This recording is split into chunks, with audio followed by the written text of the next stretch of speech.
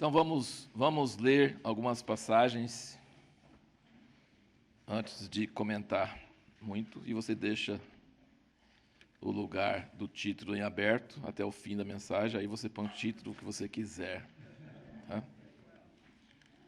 Ageu, profeta Ageu.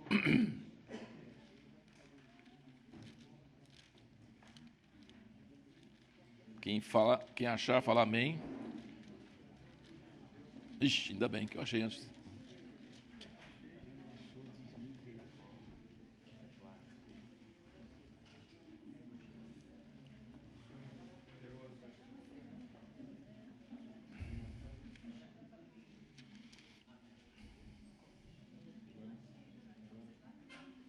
Ageu capítulo 2 e versículo 6.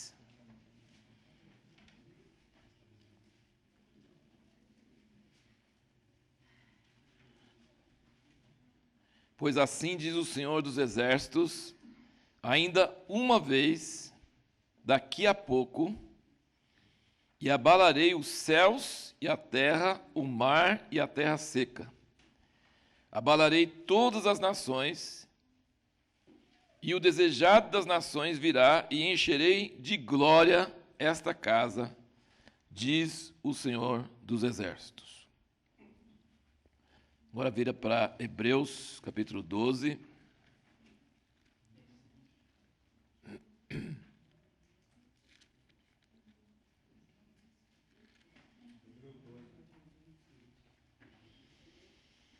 Hebreus 12, versículo 25.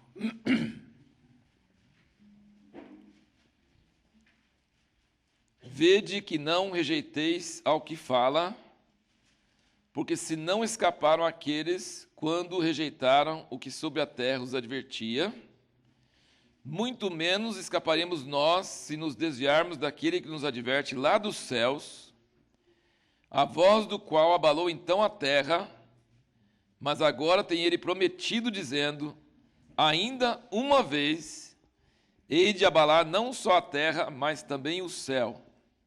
Ora, esta palavra, ainda uma vez, significa a remoção das coisas abaláveis, como coisas criadas, para que permaneçam as coisas inabaláveis.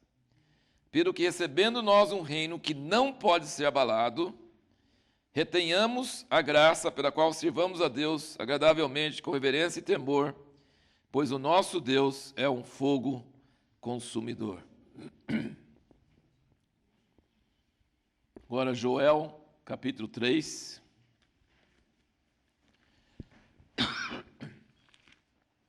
Joel, capítulo 3.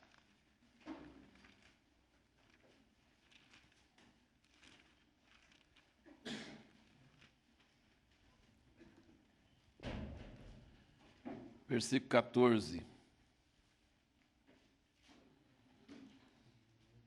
Multidões, multidões no vale da decisão, porque o dia do Senhor está perto no vale da decisão. O sol e a lua escurecem, as estrelas retiram o seu esplendor. E o Senhor brama de Sião, e de Jerusalém faz ouvir a sua voz. Os céus e a terra tremem, mas o Senhor é o refúgio do seu povo e a fortaleza dos filhos de Israel.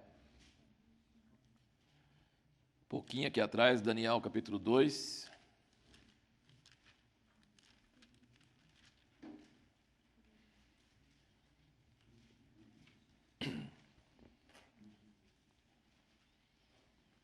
E versículo 44. Daniel 2, 44. Mas nos dias desses reis, o Deus do céu suscitará um reino que não será jamais destruído, nem passará a soberania deste reino a outro povo, mas esmiuçará e consumirá todos esses reinos e subsistirá para sempre. Porquanto viste que do monte foi cortada uma pedra sem auxílio de mãos, e ela esmiuçou o ferro, o bronze, o barro, a prata e o ouro. O grande Deus fez saber ao rei o que há de suceder no futuro. Certo é o sonho e fiel a sua interpretação. Lucas 21. Lucas 21 e versículo 25.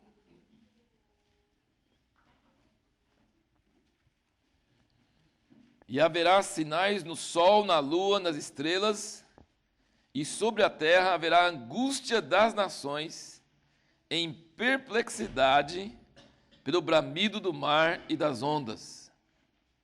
Os homens desfalecerão de terror e pela expectação das coisas que sobrevirão ao mundo, porquanto os poderes do céu serão abalados. Então verão vir o Filho do Homem em uma nuvem com poder e grande glória. Ora, quando essas coisas começarem a acontecer, exultai e levantai as vossas cabeças, porque a vossa redenção se aproxima. E, segundo Pedro,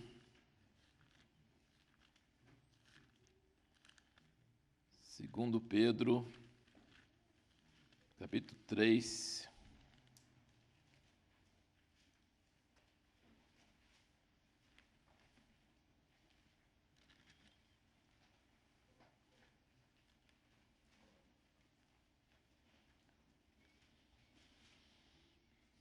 versículo 10. Virá, pois, como ladrão o dia do Senhor, no qual os céus passarão com grande estrondo, os elementos ardentes se dissolverão, e a terra e as obras que nela há serão descobertas. Ora, uma coisa que todas essas coisas hão de ser assim dissolvidas, que pessoas não deveis ser em santidade e piedade, aguardando e desejando ardentemente a vinda do dia de Deus, em que os céus em fogo se dissolverão e os elementos ardendo se fundirão. Nós, porém, segundo a sua promessa, aguardamos novos céus e uma nova terra, nos quais habita a justiça. Então, alguém teve uma revelação do nosso tema?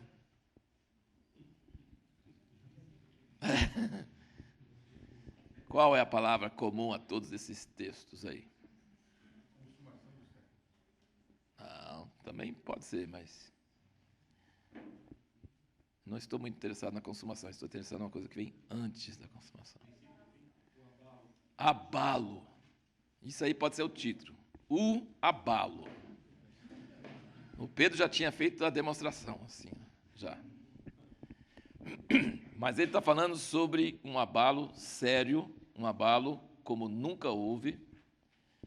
Ele está falando que antes da volta de Cristo, em todas essas passagens ele diz, então vereis, então virá o Filho do Homem, então virá o reino, então assim, logo antes que ele vier, vai ter um abalo como nunca teve.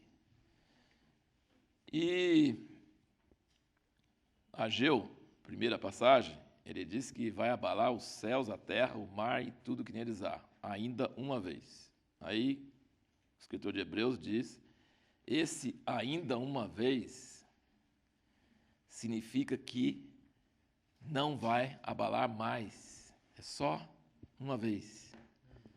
Então, esse abalo vai ser, ele inclusive está usando um princípio de interpretação do Velho Testamento. Ele está dizendo que esse ainda uma vez significa que esse abalo vai abalar tudo que é abalável.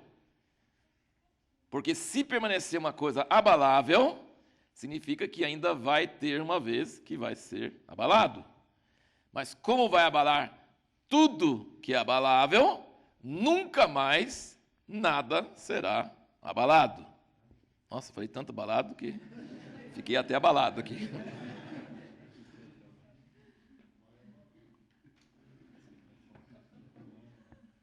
Mas não é, o propósito não é eu ficar abalado, o propósito é vocês serem abalados. É nós ficarmos abalados. Nós estávamos orando nesses dias, essa semana, e eu senti nitidamente o sentimento de abalo. Senti que pedras grandes estavam caindo. Assim. Grandes pedras, coisa assim, muito forte. E isso provoca temor. Eu nunca tive um terremoto, mas eu imagino que terremoto deve ser uma coisa muito terrível para o seu emocional, porque a única coisa que é firme para nós é a terra. E se nem a terra fica firme, onde você vai firmar? Não é verdade? A pessoa sabe que depois de um tremor de terra, vem outros tremores. Ele sai correndo do prédio, se Deus ajuda que ele não morre no prédio. Como é que ele volta para dentro do prédio se vai ter outros tremores? Então, assim, eu acho que tremor de terra deve ser uma coisa assim muito traumático. Muito traumático. E aqui em Hebreus, ele está comparando quando Deus deu a lei a Moisés, no Velho Testamento, Monte Sinai, que a terra tremeu. Deus falou da terra. Mas ele está comparando em Hebreus com a nova aliança, está dizendo agora Deus está falando do céu. E não vai tremer só a terra, vai tremer a terra e o céu. Ou seja, tudo criado será abalado. E eu sinto que esses abalos já estão começando a acontecer em nosso mundo de hoje e nós não temos noção das coisas que estão por vir sobre o mundo. Em vários países ali do Oriente Médio, a vida nunca mais vai voltar a ser o que era antes, né? Principalmente a Síria. Principalmente a Síria está uma coisa que você não quer nem imaginar. O Egito, Líbia, todos aqueles países, Turquia está entrando, as coisas estão entrando em uma desordem tão grande, e as pessoas que vivem lá, toda a sua vida foi destruída. Não tem mais o que. Não permanece nada, tudo foi acabado, acabou tudo. E nós ficamos em nosso lado aqui do mundo e achamos que a coisa vai dar um jeito, e todo mundo fala de crise, mas essa crise não nos afeta muito, então a vida continua mais ou menos normal. Mas eu não sei, assim, eu sinto que nós, como igreja, precisamos acordar desse tipo de anestesia, desse tipo de, como é que fala, dessa letargia, alguma coisa meio drogado, parecendo que a gente está meio assim, dopado. Sabe, a sociedade está assim, a sociedade ocidental está dopada, está assim, ela não tem noção do que está acontecendo. E eu lembro muito meu pai reclamando, falando assim, eu estava vivo quando Hitler estava fazendo o Holocausto, praticando o Holocausto, eu ouvia a voz dele na rádio, via as coisas nos jornais, mas eu não tinha noção do que estava acontecendo. E como que eu pude viver a minha vidinha e coisas tão terríveis acontecendo e eu estar totalmente alienado. Eu lembro dele falar muito isso, reclamando muito. Então a história, ela não é percebida pelas pessoas que convivem com ela.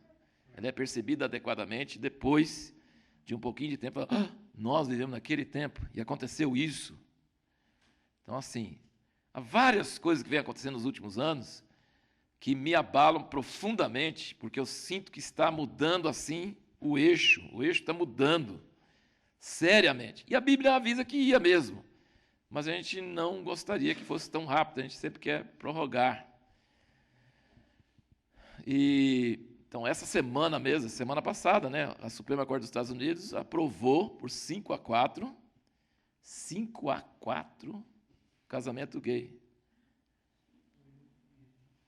Todo mundo viu, casamento gay, todo mundo está falando, isso muda a história do mundo, porque quando aprovaram 20 ou 30 anos atrás o aborto, nós temos hoje milhões e milhões e milhões e milhões de abortos como resultado disso aí, porque abriu a porteira, né? Abriu o caminho legal. E os Estados Unidos é uma das democracias mais modelos e acaba afetando o resto do mundo. E aí, um irmão que é observador, assim, um irmão judeu, jornalista, pessoa que pensa e que escreveu muitos livros sobre Ezequiel 37, 38, 39, essas coisas e tal, ele estava comentando sobre isso, e ele disse, é incrível como isso pôde acontecer. Porque o papel da Suprema Corte não é legislar para os Estados Unidos sobre casamento. A palavra casamento não está na Constituição. E a Suprema Corte só pode julgar o que é constitucional e o que não é constitucional. Então, ele não pode legislar uma coisa, porque está escrito lá, tudo que não está na Constituição não é o papel da Suprema Corte, é o papel dos estados e dos municípios. Cada um resolve o seu. Agora, por causa de um juiz, 5-4, uma pessoa, ele vai mudar o marco legal de toda a definição do que é família. Porque nos Estados Unidos vem acontecendo muitas consultas em cada estado e tal, mas é uma coisa que... Então, isso é um sinal... Gente, já tem perseguição muito forte nos Estados Unidos. Qualquer firma chega a ser, por exemplo, cabeleireira, que se recusa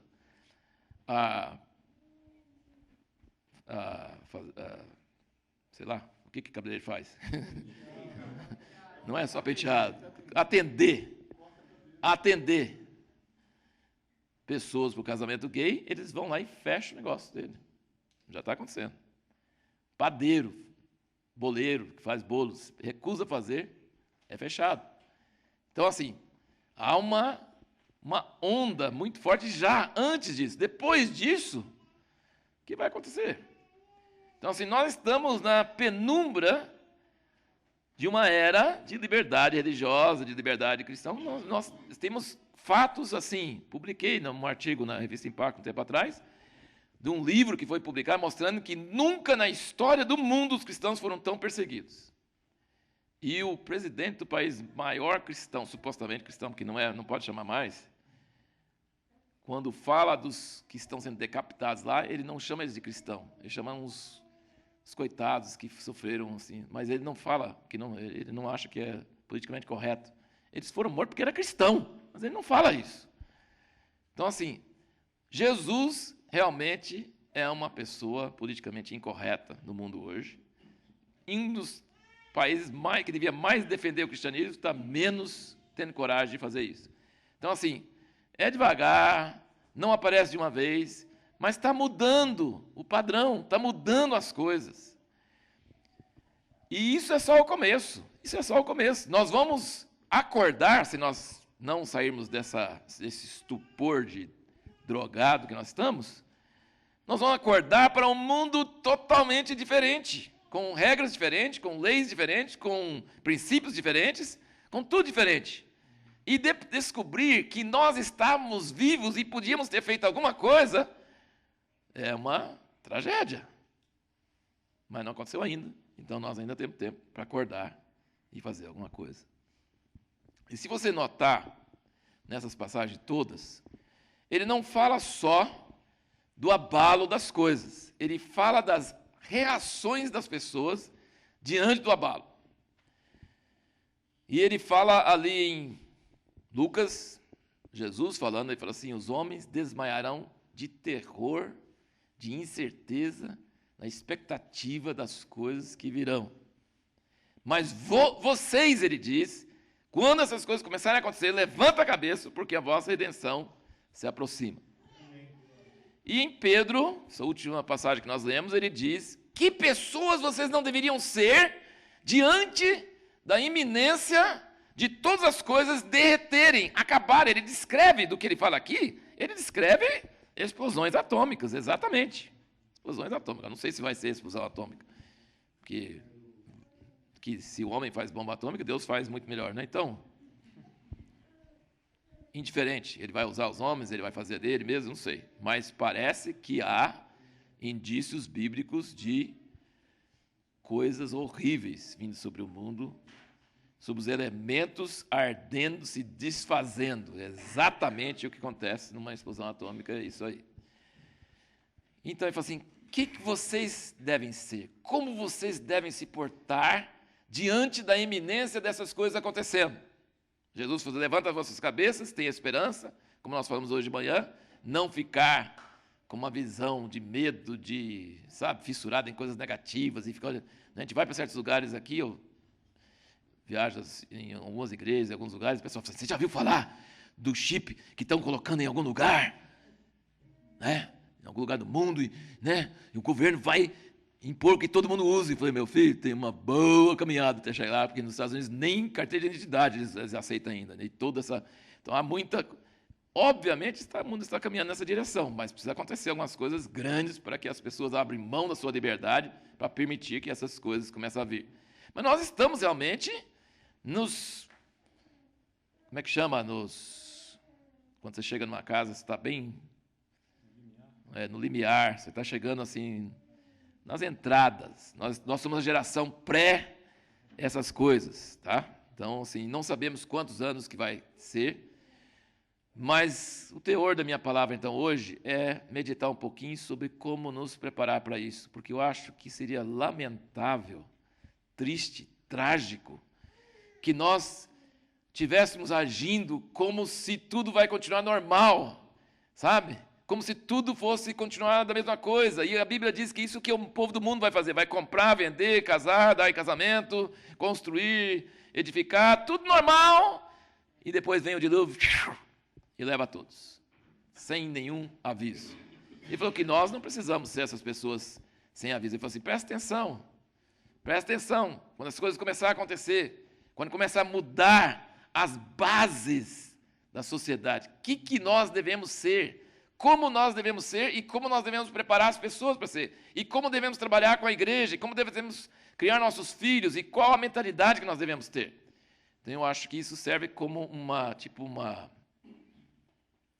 pano de fundo para nossas orações, para nossas conversas, para nossos planos. Nós precisamos entender o pano de fundo, porque certas discussões se tornam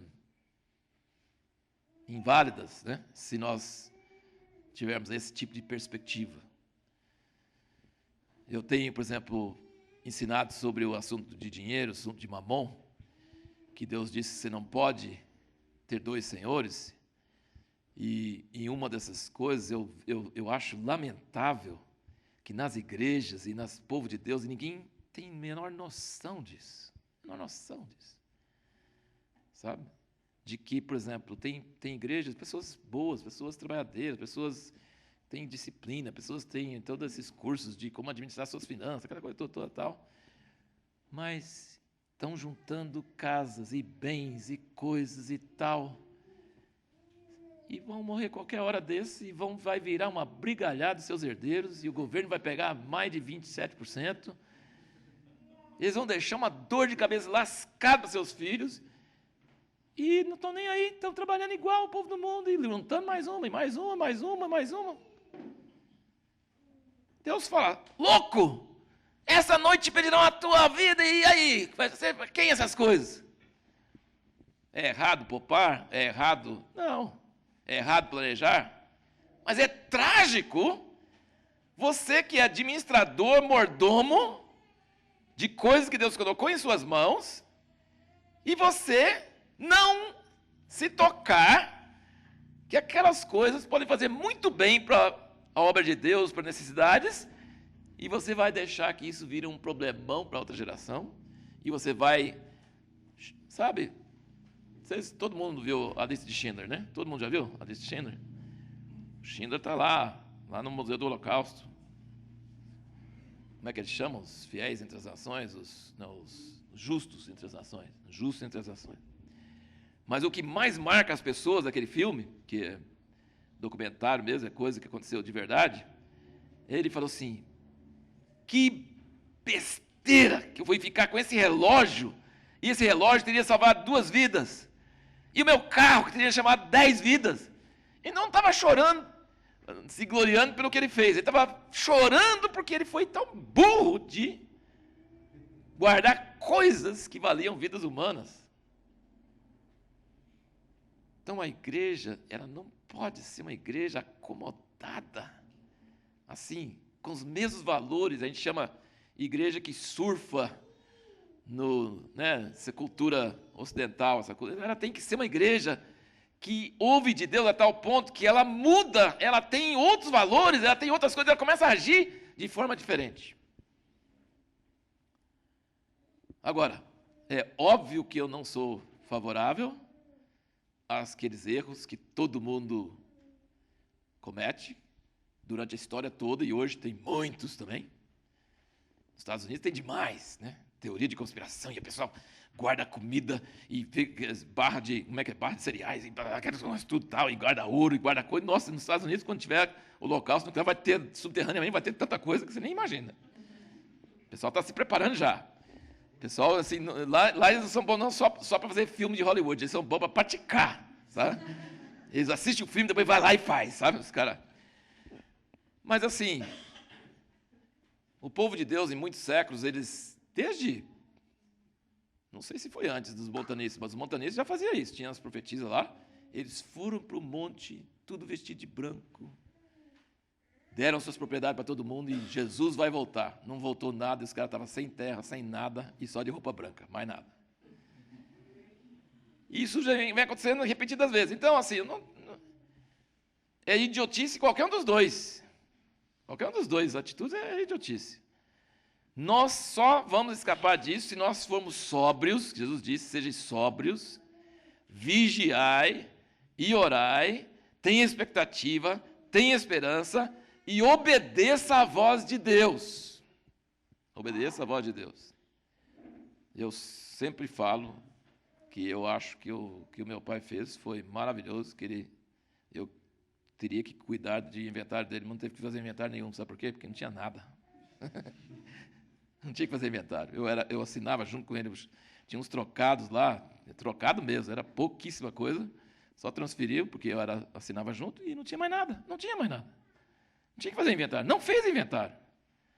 Por quê? Porque em vida, durante muitos anos, ele já foi resolvendo tudo. Então, assim, meu peso, meu desejo é que Deus nos ajude a não ser loucos, como Jesus falou daquele cara. Eu colhi muito, agora o que eu vou fazer? Vou destruir os meus armazéns, vou construir outros. Louco, essa noite pedirão a tua alma. E esses bens para quem será? Então, vamos meditar um pouquinho sobre esse assunto, então, sobre como nós devemos nos preparar para os dias que virão e como nós podemos preparar outras pessoas para os abalos que virão e estão vindo, já estão começando a chegar. Ontem eu falei um pouquinho sobre essa questão da gente treinar nossos filhos e treinar nosso próprio espírito e nos preparar para não ser covardes, nos omitir durante a perseguição de judeus e coisas assim, porque vai chegar uma hora que isso vai ser extremamente perigoso, você se posicionar. Nós precisamos começar a nos preparar, nós precisamos nos armar. Gente, assim, eu estava conversando com o Jamê esses dias, ele falou assim, não está longe a perseguição, não está longe. Você sabe onde já chegou? Na Bolívia. A Bolívia já chegou. A Bolívia, o governo quer saber, todas as igrejas organizadas, o número dos membros, o nome dos membros, tudo certinho. Sim, e está mirando mesmo, está perseguindo já mesmo. Então, ele já lida com pessoas que estão trabalhando com isso. Então, assim, nós precisamos entender que o cerco está fechando. Então, como que nós devemos agir? Como que nós devemos preparar as pessoas para agir? Como que devemos aproveitar a liberdade que ainda temos, esses anos que nós temos agora? O que nós podemos estar fazendo? Eu lembro, recentemente, uma ministração sua falando sobre transferir dinheiro do reino de Satanás e colocar no reino de Deus. Isso. É. Interessante, né? Você tirar de um lugar e colocar no outro. Exatamente. A parábola do mordomo infiel, né? Que ele foi esperto. Ele pensou, eu vou ser demitido, logo vou arrumar minha cama para quando eu sair, tem alguém que me receba. E o dono, né, o chefe dele elogiou ele. Elogiou o cara que está roubando dele. Mas você tem que entender o que Jesus está dizendo. Ele não está elogiando porque ele roubou, está elogiando porque ele é esperto. O cara ficou esperto. E nós, se a gente sabe que vai ser demitido, sabemos que todo esse mundo vai ser abalado, que tudo vai acabar e tudo, como que nós devemos viver? Qual deve ser a nossa atitude? Qual deve ser a nossa postura? Então é isso que ele quer dizer. Você pode transferir fundos daqui para o lugar onde ladrão não entra, né? Então Jesus não fala para você não investir, fala para você investir no lugar certo, né? Isso é uma outra mensagem, mas assim, a gente fala sobre todas essas coisas aí os erros aí que existem em relação ao dinheiro. Mas vamos meditar um pouquinho então sobre o que deve acontecer conosco, como nós podemos preparar para isso. E a coisa mais importante que a Bíblia fala sobre nós é que nós devemos ter raízes profundas ou alicerce na rocha. Então Jesus, vocês lembram muito bem, quando ele terminou o Sermão do Monte, o que ele disse? Quem ouve minhas palavras e as pratica é como um homem que construiu a sua casa na rocha e vindo a tempestade, ele não falou que a tempestade não vem sobre quem constrói na rocha. Pelo contrário, a tempestade vem. É garantido que vem. Então, assim, ele vem para quem prepara e vem para quem não prepara. Então, coisas vão se abalar de um jeito que você não imagina. Talvez comece a abalar em sentidos de sociedade, em sentido de valores, em sentido de você ficar perdido como fazer as coisas, e depois começa a abalar em termos de coisas materiais mesmo. Mas quando as coisas são abaladas, você perde o chão, literalmente, você perde assim como agir, qual o critério, qual a base, como andar. Então, quem vai sobreviver bem nessa época e ajudar outros são pessoas alicerçadas, profundamente alicerçadas. Ou, em outro tipo de expressão, enraizados. Raízes profundas. Uma árvore que tem raízes profundas, ela não vai cair tão fácil. E uma casa construída sobre a rocha, ela vai permanecer, vindo a tempestade, ela fica em pé. E a Bíblia fala sobre várias coisas, vários lugares sobre isso. Essa passagem que nós acabamos de falar é uma. Quem só ouve teoria, quem só gosta de ouvir novidades, quem não tem compromisso com a prática, com a obediência radical, ele constrói a casa na areia. Ele tem um monte de pensamentos, um monte de emoções, mas ele não faz. Sabe, gente? Nós precisamos ser pessoas que quando nós cremos que Deus falou conosco, a gente faz. E eu gostaria de ser não só uma pessoa que obedece a Deus, eu gostaria de ser uma pessoa que surpreende Deus. Ele fala assim, você não tem coragem? Eu tenho. Abraão foi assim. Vai oferecer Isaac. Levantou de madrugada, pegou o filho, pegou a lenha, foi embora. Levantou a faca e Deus gritou, para! Então ele surpreendeu Deus. Se Deus não agisse rápido, ele tinha matado o filho. Ele não estava lá enrolando. Então, assim, Deus gostou muito de Abraão. Porque o cara não era de conversa, o cara era de ação. Se falou, ele faz. Ele faz tão rápido, você tem que gritar para ele parar, porque não pode brincar com Abraão. Porque Abraão é meio rápido. Então gente, o que você quer de Deus mesmo? Você quer que quando você vai orar, você sinta muito bem e saia em paz? Quando você vai para a reunião, você quer sentir, que alívio, eu estou sentindo mas foi gostosa a reunião. É isso que você quer? Ou você quer ouvir a voz de Deus? Se você quer ouvir a voz de Deus, às vezes a voz de Deus vai te incomodar. Tem e-mail que você recebe, que você nem lê na hora, porque você sabe que vai ficar ruim, não é? Então você deixa para depois. Eu não quero ficar ruim depois, eu quero ficar ruim. Não quero ficar ruim agora, só depois. E tem coisa que Deus fala com a gente, fala, não, Deus, toca outro assunto, fala outra coisa. Você está atrasando um processo, é tão difícil ouvir de Deus. Se você ouve, meu filho, corre, anda, faz.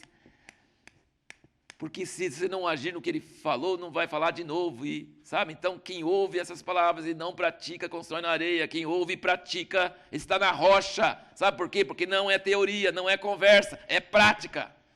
Onde eu creio, onde eu falo, é o que eu faço, e o que eu fiz está aqui. E se estiver errado, estou lascado. E se estiver certo, estou na rocha. Amém? Basicamente é isso aí. Então, esse é o primeiro princípio que Jesus fala assim. Você quer construir na rocha? Seja uma pessoa que faz, não seja uma pessoa que fala. Faça o que Deus fala com você. Hebreus fala, fé é o firme fundamento das coisas que se esperam. Você quer alicerce? Tem que ter fé. E fé é agir em cima do que você crê que Deus te falou. Pessoas sérias com Deus, elas não ficam enrolando. Pessoas sérias com Deus, quando têm certeza, elas fazem, elas agem, elas arriscam. Sabe, eu sempre falo isso. Você pode fazer planta na sua casa, um monte de planta. Tira a porta aqui, tira a parede aqui, aumenta ali. É fácil, está na planta. Mas faz a parede de verdade. As mulheres gostam de fazer isso, né? Mulher gosta. Não, tira essa parede. Não. Quantos dias você quer aprender na sua casa fazendo? Não. Faz na planta, mas na casa não. É fácil. Não é fácil. Então, o crente fica sempre indo para a reunião e descobrindo como é que tem que fazer. Ah, é legal fazer assim. Ah, não, vou fazer assim. Ah, não, vou fazer assim. Vamos fazer assim. Jesus chama isso de menino brincando na praça. Falando para você rir, você não riu. Falando para você chorar, você não chorou. Paulo fala em Efésios sobre meninos levados por toda vento de doutrina, pelas modas, pelas coisas que acontecem. Gente, quem pratica, quem está em cima, não tem tempo para moda, porque custa caro, sabe? Fazer as coisas é caro, falar as coisas é barato. Falar é fácil, fazer é caro. Então, se você crê, se você ouviu de Deus, faça. E Deus leva a sério pessoas que fazem.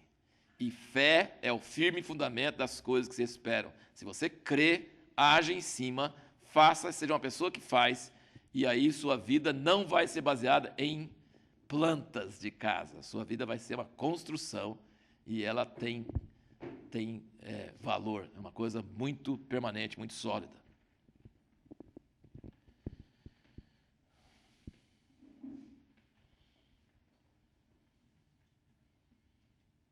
Uma outra coisa, que é uma coisa assim tremenda, assim, fala em Salmo 1. O que fala em Salmo 1? Fala sobre uma árvore muito forte, que não teme a seca, que não teme tempo ruim, que é uma árvore que até sem chuva fica verde, dá fruto, e fala sobre palha que o vento leva embora. Então, mais uma vez, essa comparação de uma coisa sólida e de uma coisa que é muito visível, muito aparente, mas em um minuto ele transforma em palha e poeira que o vento leva. E o vento levou, que fala isso, fala lá. Qual a diferença entre as duas coisas? Quem é a árvore? Como pode ser essa árvore? Fala para mim. Não, sim, raiz, mas o que é isso na vida prática? No Salmo 1, segundo Salmo 1. Bem-aventurado o homem meditar na lei do Senhor dia e noite. Gente, ler a Bíblia, estudar a palavra de Deus não é uma disciplina espiritual que você pode fazer se você quiser ser espiritual. É uma necessidade. Você precisa se encher da palavra diariamente, senão a sua mente fica condicionada com a mente do mundo e você fica dopado e você age com besteira. Então não é assim. Se você quiser ser um crente especial, leia mais a Bíblia. Não. É necessidade. Quem medita na lei do Senhor dia e noite será como a árvore plantada junto às águas, ele sempre vai ter alimento e ele não vai ser abalado quando vier tempos ruins, ele vai estar firme na rocha. Sabe por quê? O que Deus usa para te segurar em momentos de tribulação, onde tudo está em fluxo e não tem nada fixo, o que Deus vai usar? A palavra que você guardou na sua mente. Sabe? O que o Espírito Santo usa para falar com você? Ele usa trechos de versículos, ele usa caminho, ele usa coisas. Você tem que guardar, ele que vai ativar, mas você tem que guardar. Você tem que se encher da palavra, você tem que ficar com a palavra, você tem que meditar na palavra, você tem que pensar na palavra, e aí, em horas difíceis, em horas complicadas, você vai ter força, vai ter sabedoria, vai ter direção. Se a gente esconde a lei de Deus em nosso coração, não é uma coisa passada, ela é uma coisa presente. Né? O almoço de ontem não serve para hoje. Né? Eu preciso me alimentar, meditar na lei do Senhor dia e noite. Gente, vigia seu tempo. Quanto tempo você coloca o que no seu cérebro? Sabe? A Bíblia fala, tudo que é bom, tudo que é amável, tudo que é de boa fama, nisso pensai, nisso ocupai sua mente. Nós precisamos ser pessoas. Quem aqui quer ser 30%? Você quer ser 30% para Deus? Você quer ser 60% para Deus? Você quer ser 100% para Deus? Então, pratica isso, sabe? Leia a palavra de Deus muito. Medita dia e noite. Gente, é uma coisa que traz força, traz graça, traz recursos para nós. É uma árvore plantada junto ao rio das águas que nunca vai cair.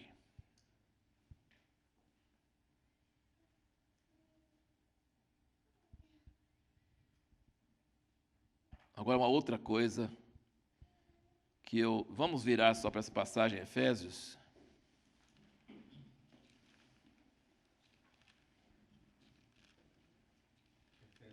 Efésios capítulo 3. Parece que tem um eco aqui, né? Estou brincando. Não é só você. Quando eu falo o número, vem um eco assim.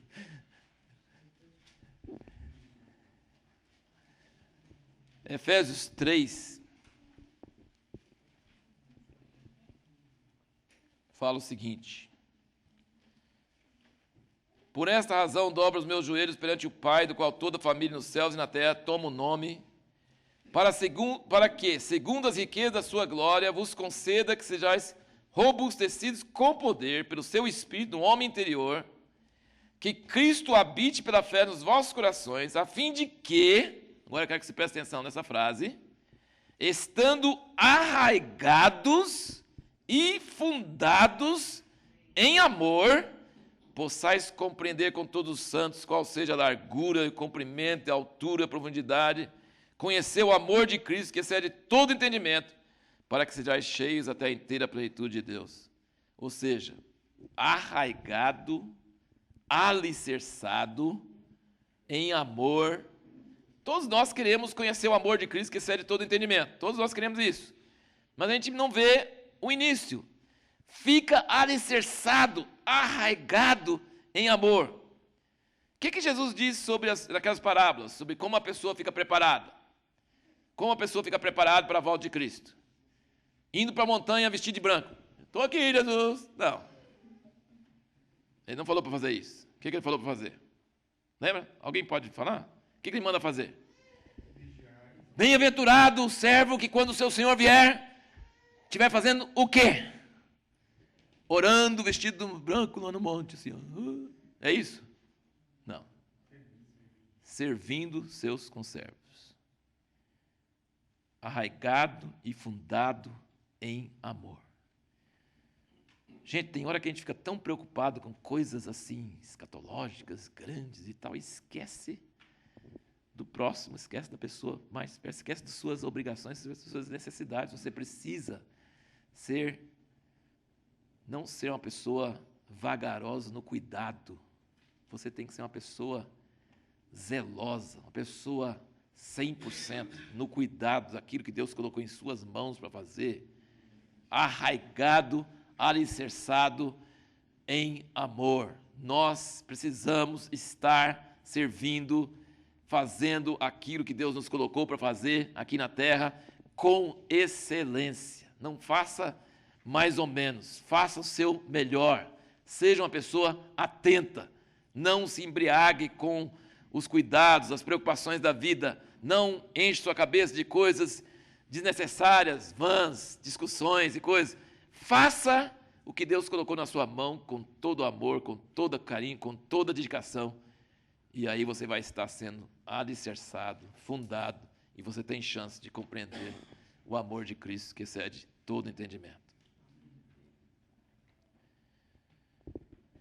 E agora, essa mensagem não estava planejada, se ela tivesse planejada, ela estaria na apostila.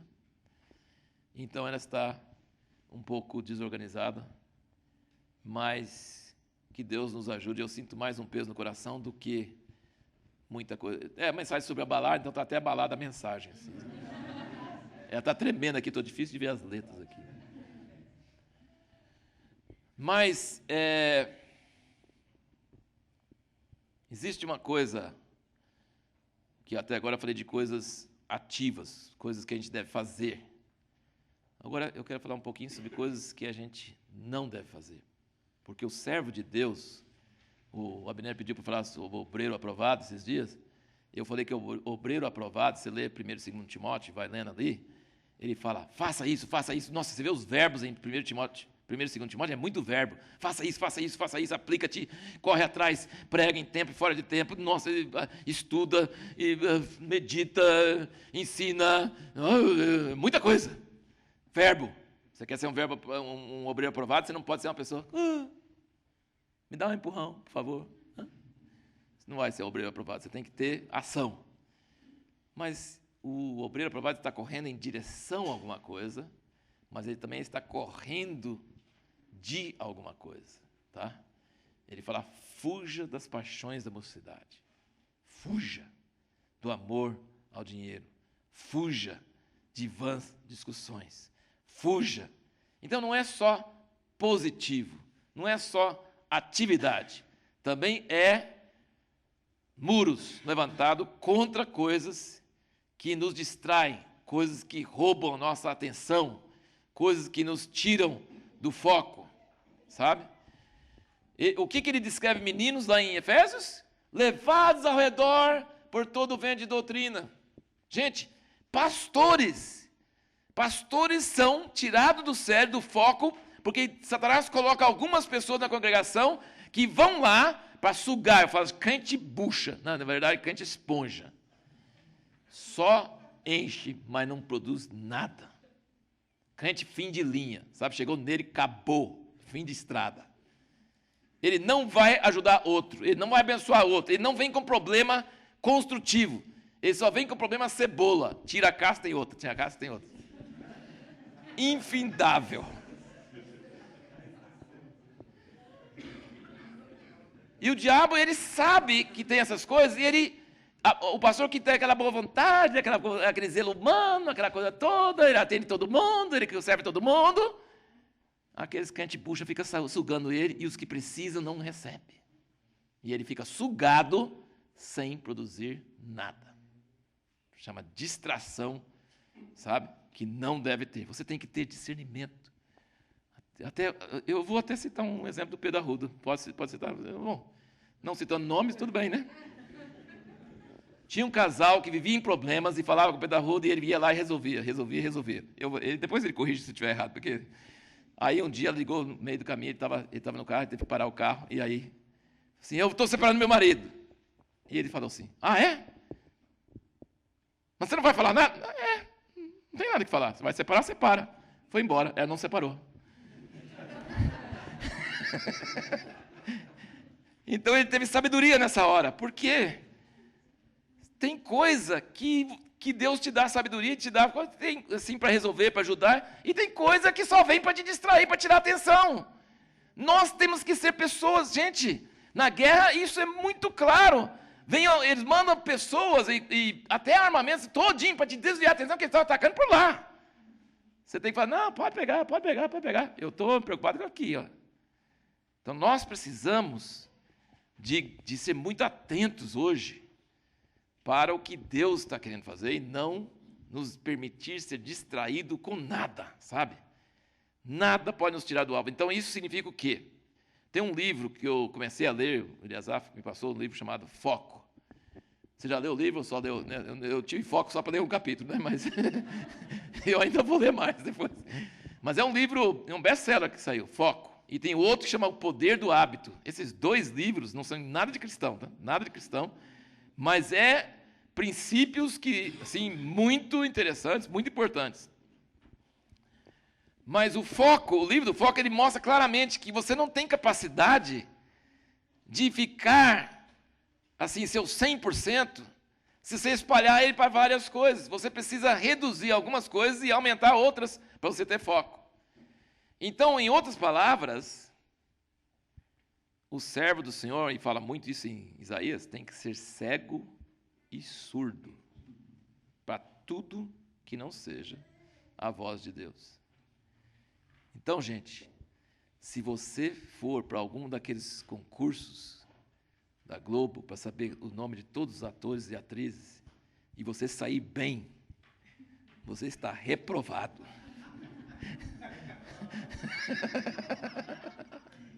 Porque prova que você perdeu seu tempo.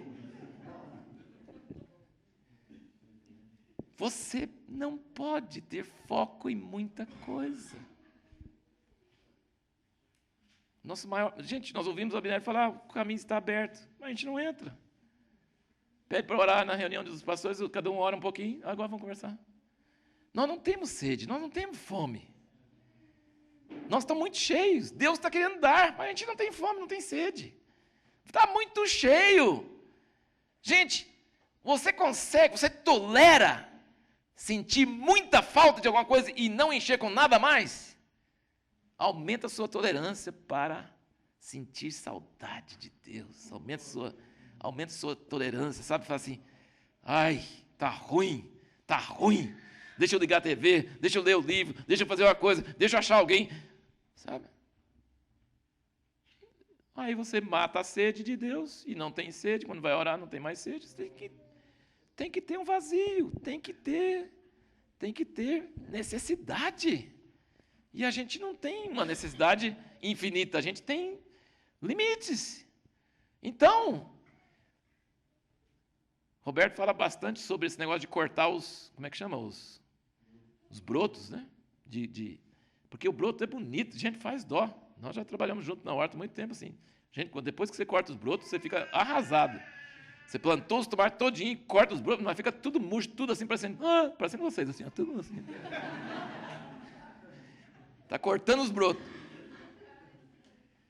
Você fica assim, mas eu plantei tomate para ficar bom, e estava tudo viçoso e bonito, e eu corto e fica todo assim, acanhado, aquela coisa assim. Mas você corta as distrações, a vida e os tomates vão ficar muito bons. Sim, tem que ter, não pode ter distração, não pode, sabe? Sobre esse assunto de arrependimento, falei uma semana inteira, não é, esses dias agora, sobre arrependimento, uma semana inteira, 5 aulas. Mas uma das coisas que me chamou a atenção foram umas anotações que eu fiz em 78. Ele disse, pessoa inquieta é pessoa que não arrependeu. Porque se tiver arrependimento profundo, a pessoa não é inquieta, ela tem foco. Porque eu falei, mas como isso? Como assim? O que isso tem, arrependimento tem a ver com inquietação? É que nós temos em nosso interior muitas coisas que nem nós sabemos. E quando a gente vai orar, essas coisas vêm à tona. E quando essas coisas vêm à tona, elas nos incomodam. E aí a gente sai da oração e faz outra coisa e esquece delas. Porque a gente não pode beber, né? Porque se pudesse beber, a gente bebia também, né? Ou fazer outra coisa, né? Então, nós fugimos, a gente se sente aliviado quando para de orar, quando faz outra coisa. Né?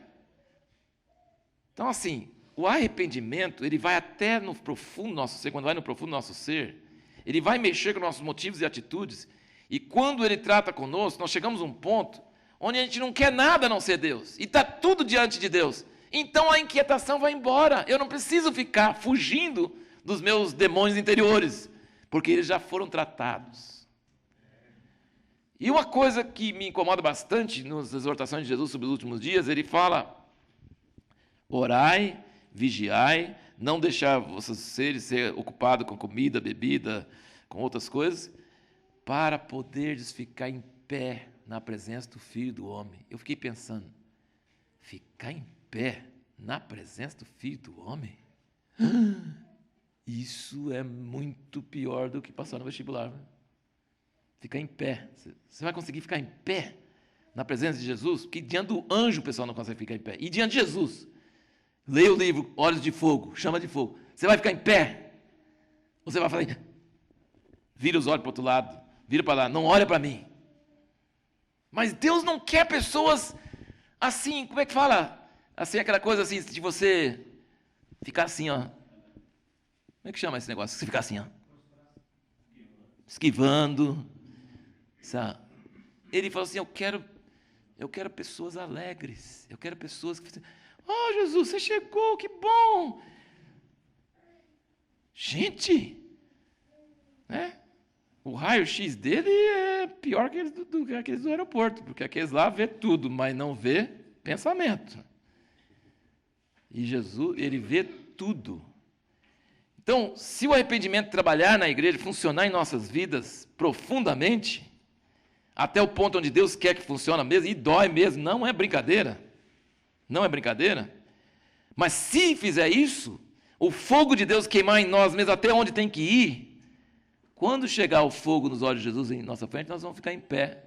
Não porque nós somos bons, mas porque Deus já tratou, já julgou, já queimou, e nós estamos ali pela graça, e nós podemos chegar diante dos seus olhos. Porque uma das maiores ferramentas de bombeiro em fogo florestal é acender outro fogo. Porque quando você acende outro fogo, ele vai queimando todo o combustível, aí quando o fogo que vocês estão combatendo chega, ele não tem o que queimar mais, acabou, e você apaga o fogo.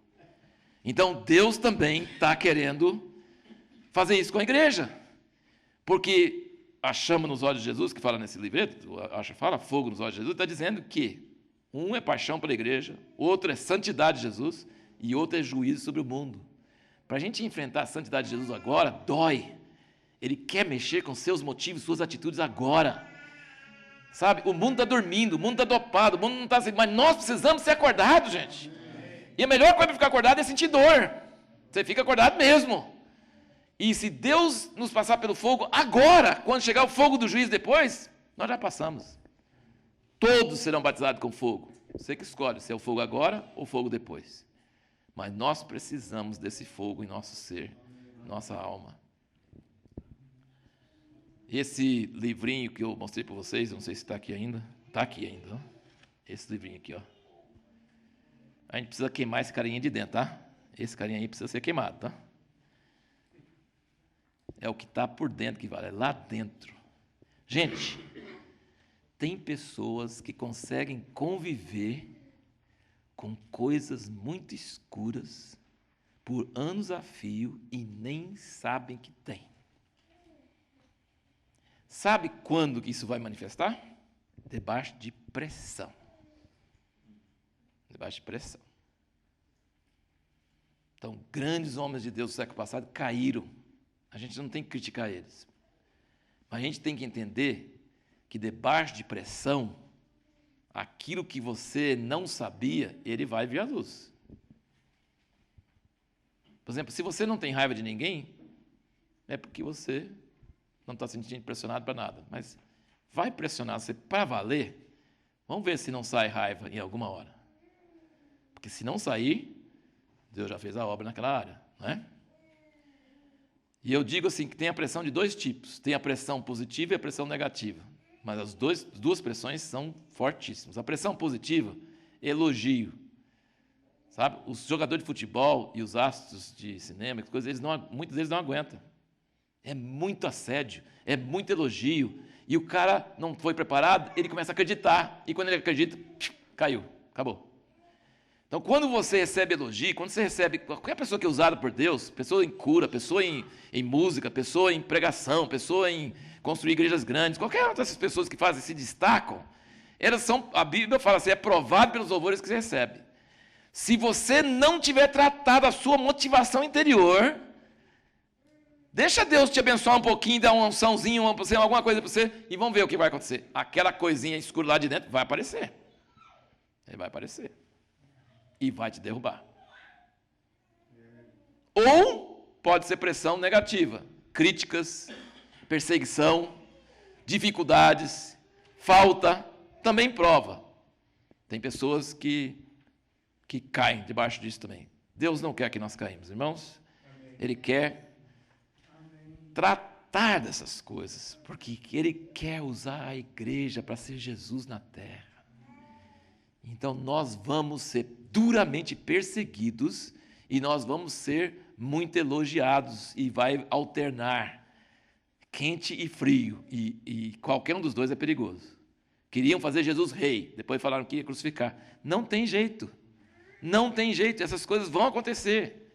Deixa Jesus aparecer na sua vida, em qualquer forma, você vai ser perseguido ou você vai ser elogiado, endeusado, e essas coisas você tem que ter sido tratado no seu interior para que nada disso te afete. Então isso significa alicerce profundo de arrependimento. E, obviamente, não é nem nosso assunto de entrar muito nisso, mas você sozinho nunca, tá? Sozinho nunca, isso nunca vai acontecer.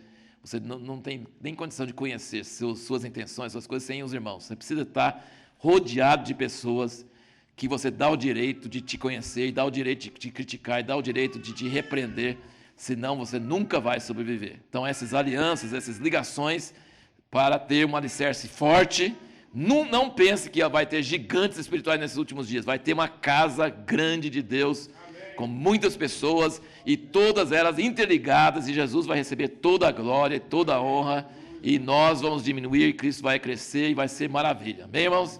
Mas essas coisas em nós têm que ser tratados. E a hora para ser tratado é agora, não é depois. Depois é tarde demais, aí não tem jeito. Então nós precisamos ser tratados por Deus, permitir-nos ser tratados por Deus. Então, quando alguém chega para você e repreende você e pega você em alguma falha, não pergunte se ela tem, sabe, moral para fazer isso. Tipo assim, nossa, quem é ela para me falar? Essa não é a pergunta. A pergunta é verdade o que ela está falando? Essa é a pergunta. Porque quem ela é, não tem nada a ver. Se não é verdade, eu rejeito. Mas se é verdade, então eu tenho que entender que é Deus usando quem quer que Ele quiser usar. Qualquer um que Ele pode usar, pode me repreender. Né?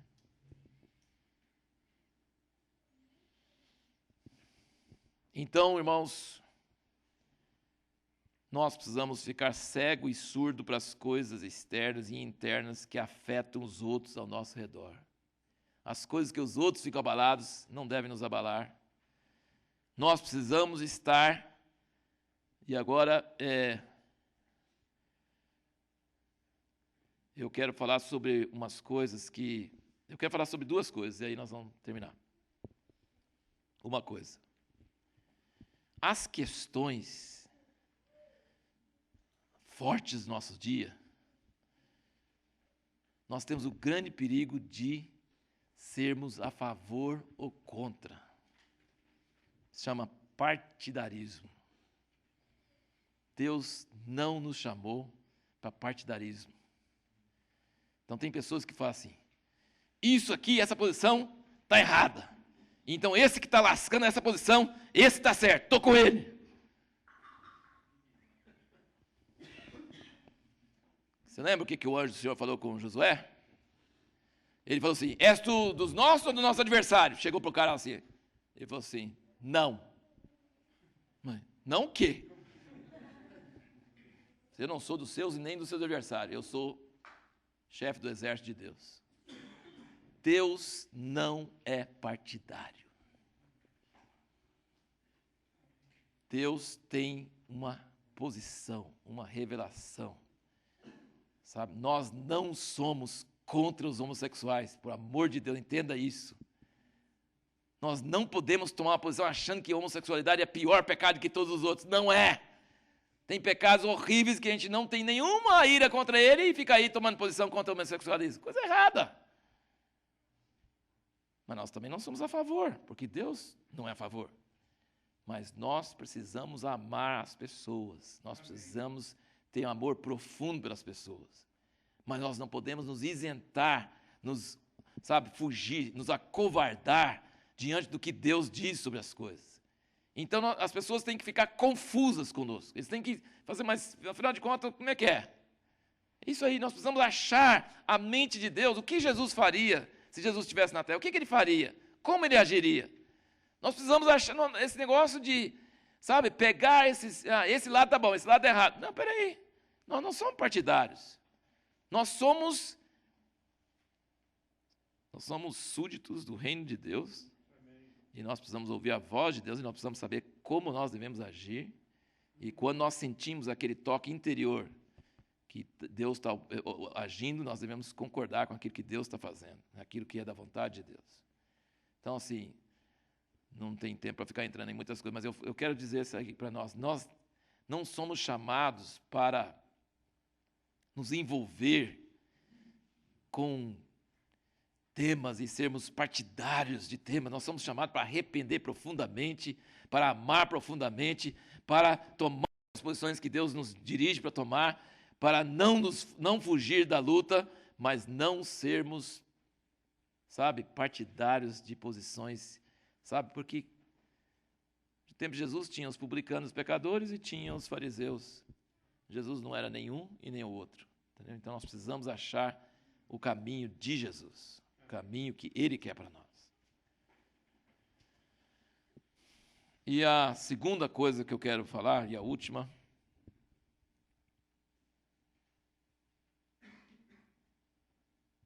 vamos ler Salmo 31,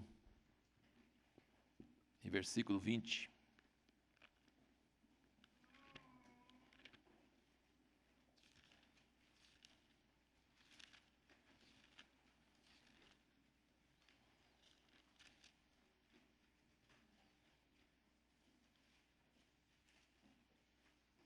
Começa no versículo 19. Salmo 31, versículo 19. Ó, quão grande é a tua bondade, que guardaste para os que te temem, a qual na presença dos filhos dos homens preparaste para aqueles que em ti se refugiam.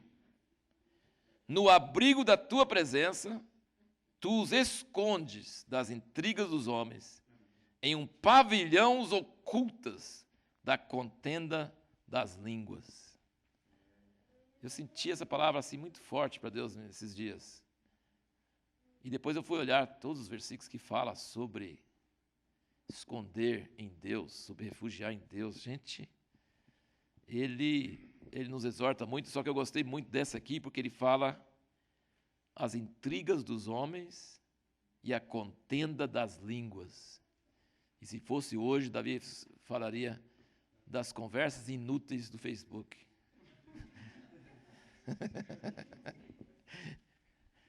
Tu escondes na tua presença, esse foco para ouvir a voz de Deus, não é só ir ficando surdo e cego para muita coisa que não interessa, que não devia estar ocupando minha atenção. Isso significa que nós vamos poder ouvir a voz de Deus e saber o que fazer.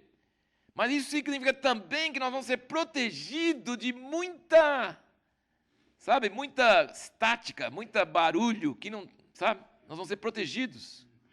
A contenda das línguas, a conversa dos homens, aquilo lá não vai nos afetar, Então, não é só ficar na presença de Deus para ouvir a voz de Deus, mas é ser escondido das vãs discussões. Ele fala muito com o Timóteo, foge das vãs discussões, foge das conversas, foge das contendas, foge dos pró e contra, foge dessas coisas, esconde no Altíssimo, fica lá no Altíssimo, fica lá escondido nele. Salmo 90 é um dos meus salmos favoritos, Salmo 90, versículo 11. Mas acho que desde o início ele fala, né? Salmo 90. Não, é 91, Salmo 91.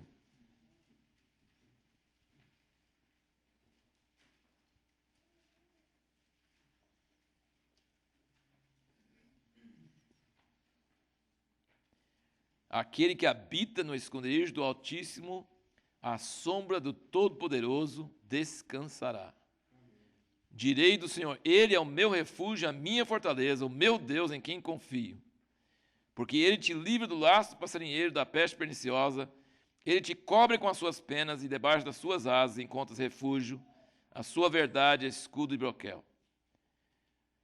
Quando ele fala te cobre com as suas penas, é o que Jesus citou sobre Jerusalém, né? Quantas vezes eu quis reunir vocês, como a galinha reúne seus pintinhos, e vocês não quiseram.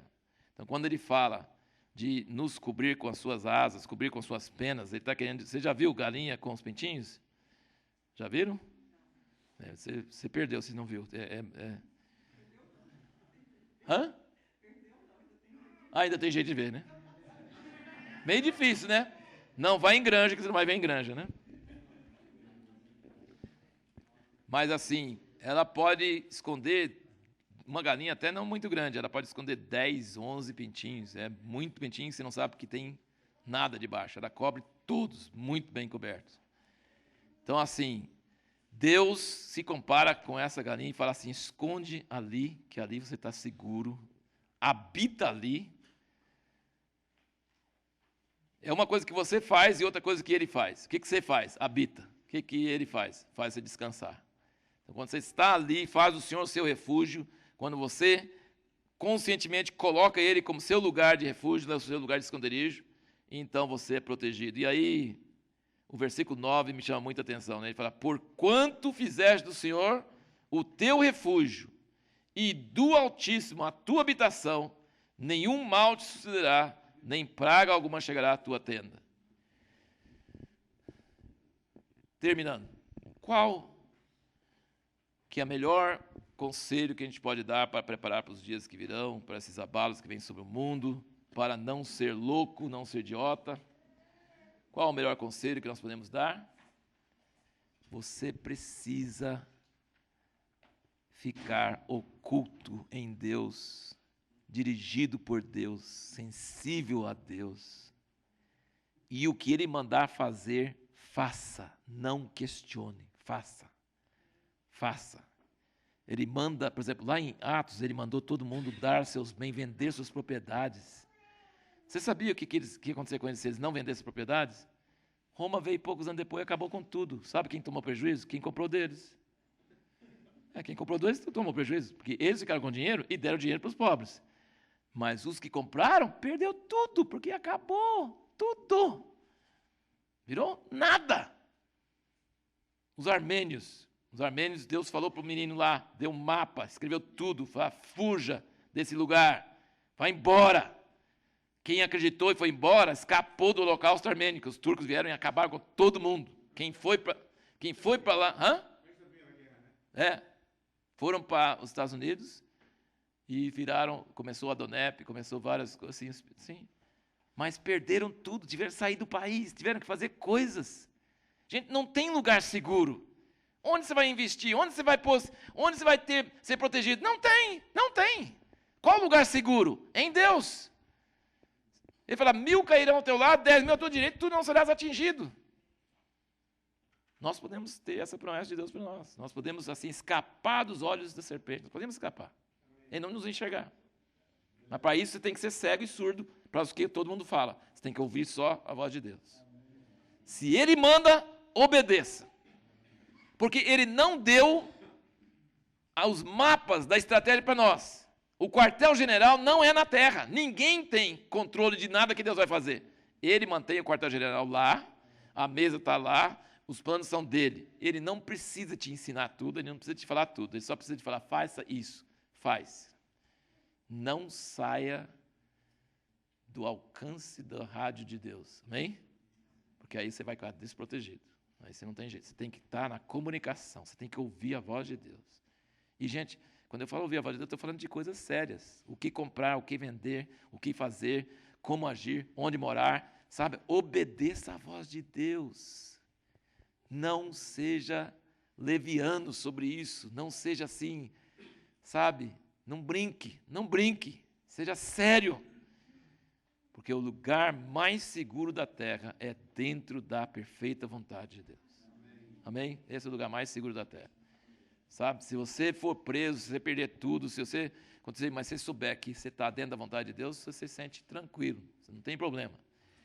Mas se você sentir que você fugiu da voz de Deus e levou na cabeça porque você fugiu da voz de Deus, aí é muito ruim, né? Então nós precisamos ouvir essa voz, nós precisamos conhecer essa voz, nós precisamos andar preparados. Eu tenho certeza que Deus vai organizar todas as suas tropas no mundo inteiro e cada pessoa que ouvir a voz de Deus vai estar no lugar certo, na hora certa, para ajudar a pessoa certa. Vai dar tudo certo. Mas tem que estar debaixo da nuvem da direção de Deus, tem que estar ligado com Deus, tem que estar sério com Deus. Não pode brincar. Não pode confiar no braço da carne, não pode confiar no dinheiro, não pode confiar nas circunstâncias, no governo, nada disso. Confia em Deus, faça de Deus o seu refúgio, obedeça a voz dEle, e aí você está seguro. Porque mesmo que aparentemente você está errando, se você está seguindo a voz de Deus, Deus vai te honrar e vai te proteger e vai te guardar. Amém?